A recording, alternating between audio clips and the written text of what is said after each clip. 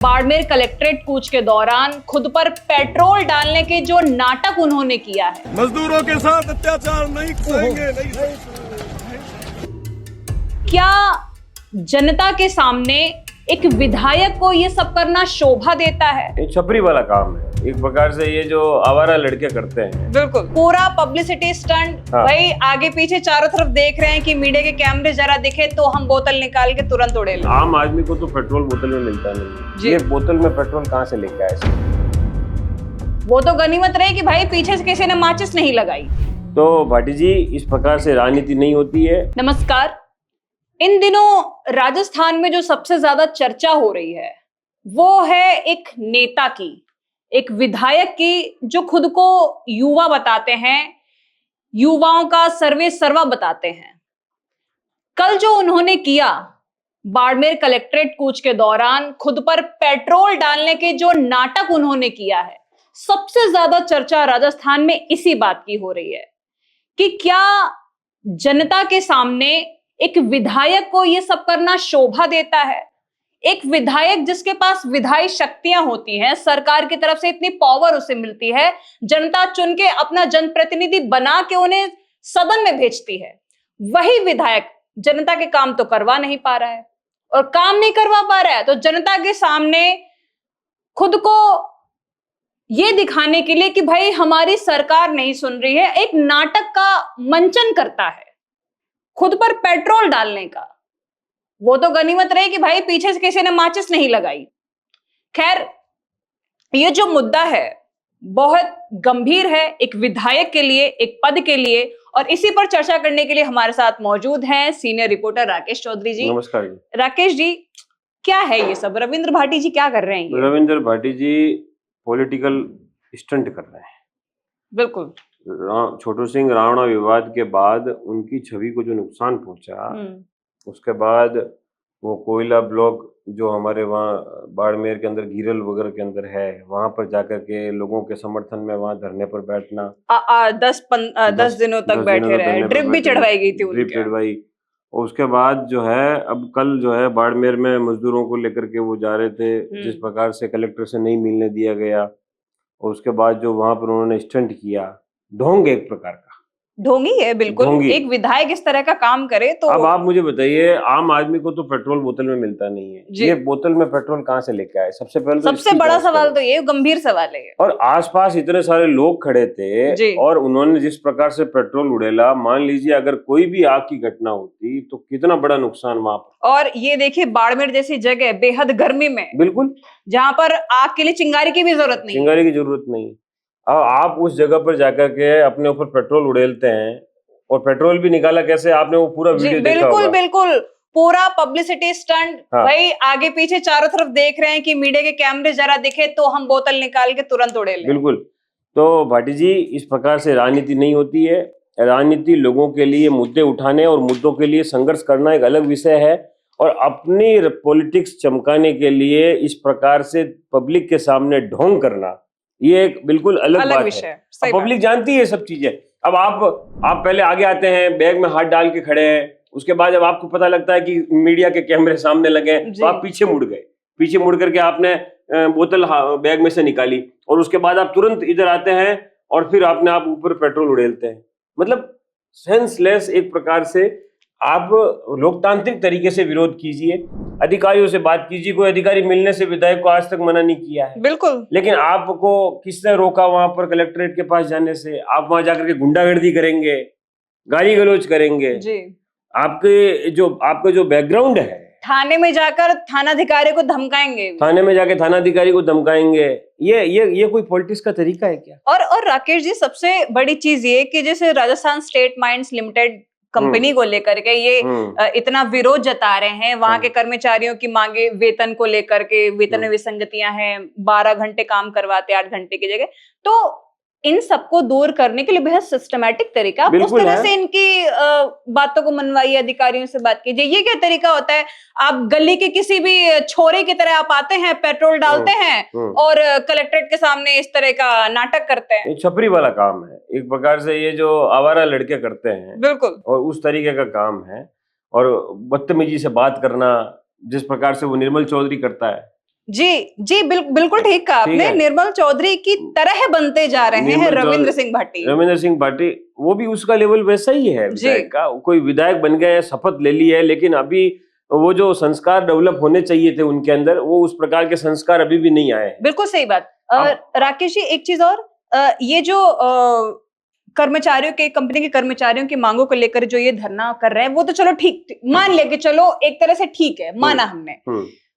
थोड़ी ही दूर पर इनके ही शिव विधानसभा क्षेत्र में 2-3 गांव ऐसे हैं जहां पर पानी के टैंकर मंगाने पड़ रहे हैं गांव वालों को। हाँ, मैं आपको एक बात कह रहा हूँ कि गंभीर पेयजल संकट है बाड़मेर जैसलमेर क्षेत्र में। मैं तो अभी रिपोर्टिंग करने जयपुर की तरफ गया था, तो यहाँ पर भी लोगों को 15-15 दिन में एक बार पानी मिल रहा है। वहां पर पेयजल संकट वास्तविकता में राजस्थान में है, सरकार को ध्यान देने की जरूरत है, लेकिन विधायक जो है वो पॉलिटिकल स्टंट कर रहे हैं। ये किस प्रकार से सही कहा जा सकता है? और सबसे बड़ी चीज कि जिस तरह से आप उन कर्मचारियों के लिए आप इतना विरोध प्रदर्शन करें, पानी के लिए क्यों नहीं हो रहा भाई साहब? पानी क्या आपके लिए कोई गंभीर मुद्दा नहीं है? पानी जिससे पूरा जगत, ये पूरी दुनिया चल रही, वो आपके लिए कोई मुद्दा नहीं है?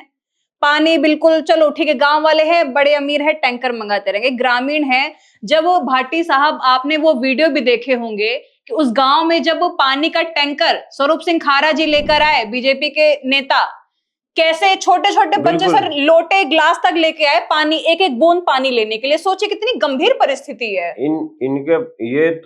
इनके पास जो पैसा है, ये बड़े बड़े अपने बंगले बनवा लिए, घर बनवा लिए इन्होंने अपने जी, और ढोंग करते हैं चारपाई पे पेड़ के नीचे बैठकर ड्रिप चढ़वाते हैं। रात भर लोगों के बीच में चले जाते हैं और वहां पे जाकर के ढोंग करेंगे, ड्रिप चढ़वाएंगे। इनका काम ये निचले और दोयम दर्जे की राजनीति है। इस प्रकार की राजनीति को जनता नकार देती है। जनता जो है अपने तराजू में तोलती है नेताओं को, और हर 5 वर्ष के बाद वो समय आता है जब इनको परीक्षा देनी पड़ती है। और इस बार रविंद्र सिंह जी, आप इस परीक्षा में फेल हो जाएंगे, मैं आपको कह रहा हूं, क्योंकि जिस प्रकार आपकी पॉलिटिक्स है, आपका पॉलिटिक्स करने का तरीका है, वो कहीं ना कहीं राजस्थान की, बाड़मेर की और शिव की जनता के गले उतरने वाला नहीं है। तो सुन लीजिए भाटी साहब, अब तो 2.5 साल ही बचे। अब देख लीजिए आपको क्या करना है। बाकी जनता तो नकार देगी आपको अगर ऐसा ही रहा तो। 2.5 साल में आपने कितनी सड़कें बनवाई? 2.5 साल में आप लोगों के घरों तक कितना पहुंचे? कितने लोगों को पानी पहुंचाया? कितने लोगों को सरकारी योजनाओं का लाभ दिलवाया? ये सब चीजें आप अपना खुद का ही आप आकलन कर लीजिए कि आपने क्या किया है अपने विधानसभा क्षेत्र के अंदर। पानी तो नहीं पहुंचाया इन्होंने, आंदोलन बहुत तेरे किए हैं। पानी की जगह पेट्रोल उड़ेल लिया। काम के नहीं है, बस पानी पहुंचाने की जगह पेट्रोल उड़ेल लिया। आप सिस्टम से हार गए। आप अपने आप को इस प्रकार से दिखाने की कोशिश कर रहे हैं कि आप सबसे बड़े पीड़ित हैं। जी बिल्कुल, जबकि आप शोषण करने वाले हैं उस आम जनता का, उस आम जनता की भावनाओं के साथ खेलने वाले व्यक्ति हैं। क्योंकि उन्होंने आपको चुनकर सदन में भेजा है कि आप उनकी समस्याओं को उठाइए, सरकार के सामने उनकी पूर्ति कीजिए, पर नहीं। राकेश जी, जैसे ये रविंद्र सिंह भाटी जी विधायक साहब नौटंकी दिखा रहे हैं, वैसे ही कुछ हमारे इस समय राजस्थान के अफसर भी कर रहे हैं। अफसर जो है पीआर चमकाने में व्यस्त है। मैं एक दिन अभी जयपुर में देख रहा था, सांगानेरी गेट से कई 10-15 आईपीएस अधिकारी जो थे, वो साइकिल पर सवार होकर के और वीडियो बनवा रहे हैं अपना। अरे भैया, आप कानून व्यवस्था संभालो। विधानसभा क्षेत्र है सांगानेर, सीएम भजनलाल शर्मा का। रात्रि के 1:30 बजे एक रेस्टोरेंट के बाहर कुछ आवारा लड़के आते हैं और भोजन की मांग करते हैं, कहते हैं हमें खाना खिलाओ। रेस्टोरेंट संचालक जो है वो मना कर देता है, कहता है कि अब खाना नहीं बचा है, अब रात का समय है, मैं रेस्टोरेंट बंद करने जा रहा हूँ। इसके बाद वो गुस्साए छात्र या युवा 10 से 15 लोग एक साथ आते हैं, मुंह पर कपड़ा बांधे हुए होते हैं, हाथों में डंडे होते हैं, और भयंकर तोड़फोड़ जो है, पूरा रेस्टोरेंट जो है तहस नहस करके चले जाते हैं। वो वीडियो भी काफी वायरल हुआ। अब आप ये देखिए कि राजस्थान में गुंडों का जो इकबाल है, पुलिस का जो इकबाल है वो खत्म हो गया है, और गुंडों की दबंगई जो है वो बढ़ गई है। पुलिस का इकबाल भी खत्म हो गया है। पुलिस गाड़ी बाइक छोड़ के साइकिल पे आ गई कि भाई अपराधी जाएं अपराध करके, धड़ल्ले से हम तो साइकिल पे ही चलेंगे क्योंकि हमें पीआर जो चमकाना है। आपका काम कानून व्यवस्था बनाना है, आप ये सब क्या कर रहे हैं? आप जो है अपने एसपी अपने काफिले में गाड़ियां कम करें। बिल्कुल, आपको अगर काम करना है इस तरीके से करें। आप प्रधानमंत्री ने ये तो नहीं कहा कि एसपी साइकिल पर चलो। बिल्कुल सही बात है, जबकि आपको तो गाड़ियों की जरूरत है, क्योंकि आपको अपराधियों का पीछा करके पकड़ना है उन्हें, वो भी बहुत कम समय में। साइकिल से तो आप अगले जन्म तक उन्हें पकड़ पाएंगे फिर तो। अब आप कानून व्यवस्था की समीक्षा करने की बजाय आप वहां साइकिल पर चल रहे हैं, पीआर चमका रहे हैं अपना, बिल्कुल बेतुकी सी बातें हैं।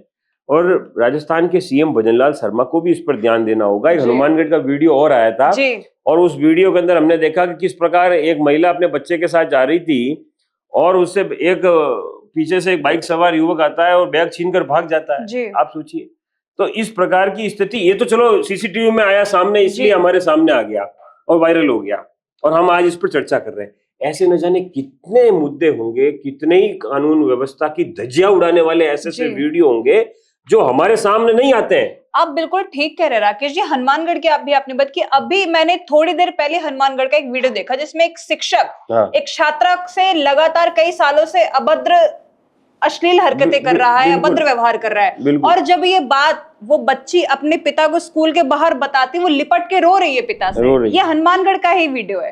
अब आप ये आपके शिक्षा मंत्री इस प्रकार के हैं, उनको तो कुछ पता ही नहीं लगता है कि स्कूलों में इस तरह की हरकतें हो रही। शिक्षा मंत्री साहब क्या कर रहे हैं आप? मदन जी मैं आपको बता रहा हूँ, मदन जी इस बार अपनी विधानसभा में 500 वोट नहीं ला पाएंगे।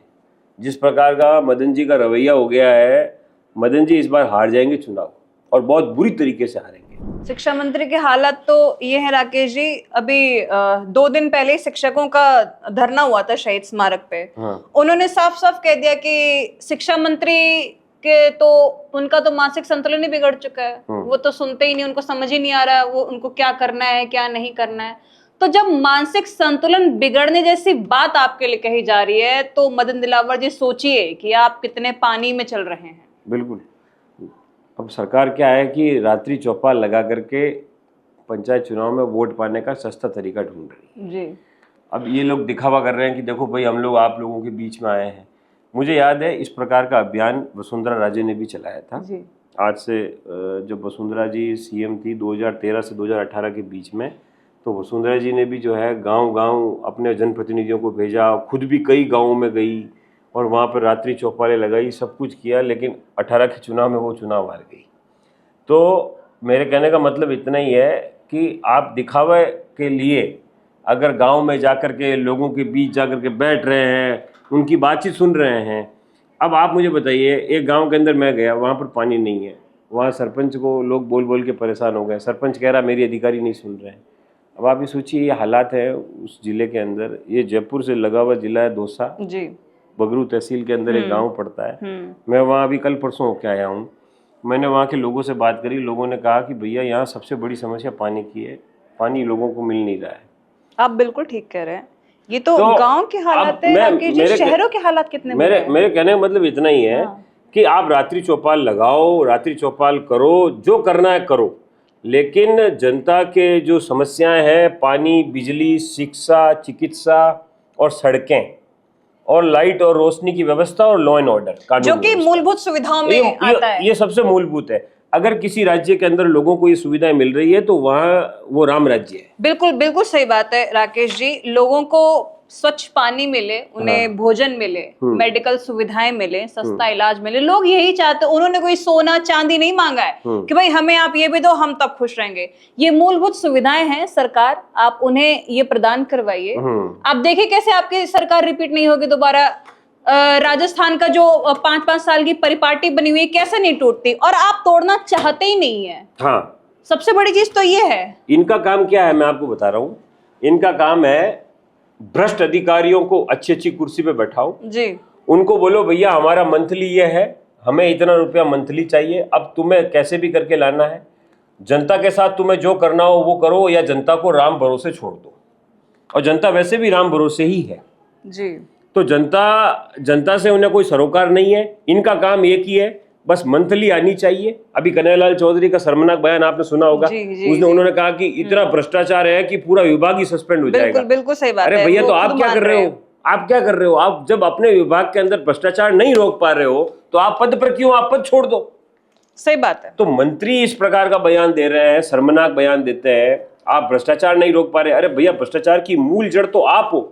आप और नेता मिल करके जनता की गाड़ी कमाई को खत्म करना चाहते हो। हर आपकी हर नजर वहां पर है। अब वो रिको में बयाना दाम वाला मामला अभी भी चल रहा है, वहां पर इन लोगों का ध्यान नहीं है। कोई ध्यान नहीं गया अभी तक। डिप्टी सीएम के सामने संतों ने इतना चीख चिल्लाहट मचा दी, उसके बावजूद कोई नहीं गया। बेनीवाल साहब तो चले गए थे, वो भी अपनी राजनीति चमका के आ गए वहां से, वो बाकी कुछ नहीं हुआ और ना होगा इस मुद्दे पे। शिखर अग्रवाल एक नंबर का ढोंगी अधिकारी है जी, संतों ने उनका नाम भी लिया। एक नंबर का बदमाश अधिकारी है, एक नंबर का बदतमीज अधिकारी है। मुझे तो समझ में नहीं आ रहा है वो अब तक आईएएस क्यों है, उसको सस्पेंड क्यों नहीं किया गया। ये भी एक प्रकार से समझ से परे है। तो भ्रष्ट अधिकारियों को ये लोग सर पे चढ़ा के रखेंगे, उनको कहेंगे कि हाँ तुम भ्रष्ट हो, तुम्हारे खिलाफ जांच पूरी हो गई, जांच में तुम बेदाग निकले, अब तुम वापस जाओ, जनता को लूटना चालू करो और हमारा पैसा कभी रुकना नहीं चाहिए, हमारी मंथली जो है लगातार आनी चाहिए, क्योंकि हम जो है 7 पीढ़ी की व्यवस्था अपने परिवार के लिए कर देंगे और आसपास के लोगों को हम कंगाल बना के छोड़ देंगे। ये स्थिति है भजन लाल जी आपके विधानसभा की भी और बाकी सभी बीजेपी विधायकों की विधानसभा की, कि वहां पर हालात जो है इतने बेकार हो गए हैं कि जनता खून के आंसू रोने के लिए बैठी है। जनता खून के आंसू रोने के लिए बैठी हुई है और रो भी रही है। हाँ, सरकार आप जल्द से जल्द ध्यान दें, वरना जो सपना आप लेके चल रहे हैं, जो जनता के बीच आप ये कह रहे हैं कि 5 साल बाद हम 2.5 साल बाद रिपीट करेंगे सरकार, वो सपना सपना ही रह जाएगा। बिल्कुल। कैसा लगा आपको ये विश्लेषण?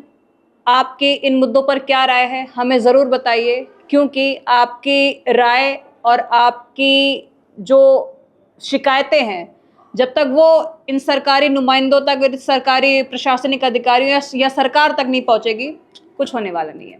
नमस्कार।